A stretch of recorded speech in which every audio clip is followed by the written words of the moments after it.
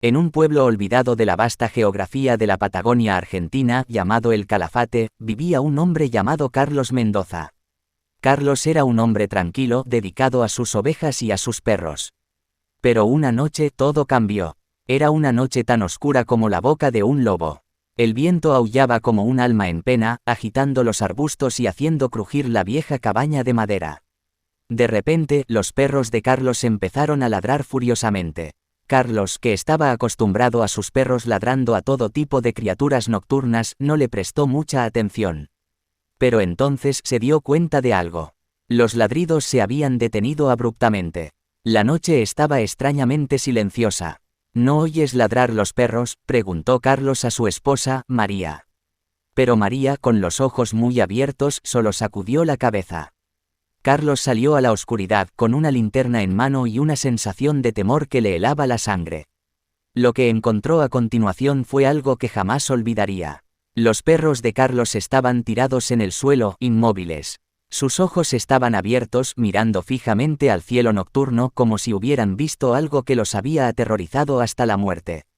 Carlos se arrodilló junto a ellos con lágrimas en los ojos. Fue entonces cuando lo vio. Unas huellas extrañas como nada de lo que había visto antes llevaban desde los perros hasta el bosque. Eran como las de un hombre, pero demasiado grandes y con garras afiladas. Carlos decidió seguir las huellas, a pesar del miedo que lo atenazaba. Lo que encontró en el bosque fue aún más aterrador.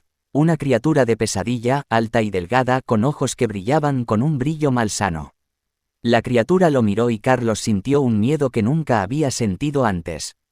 Corrió de vuelta a su casa con la criatura detrás de él.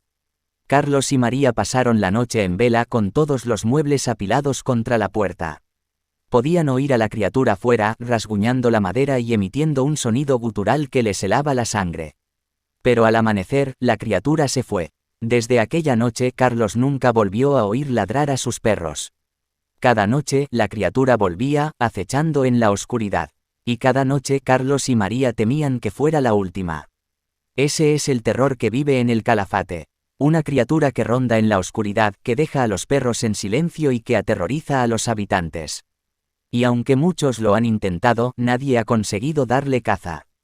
Solo queda la esperanza de que, alguna noche, vuelvan a oír ladrar a los perros.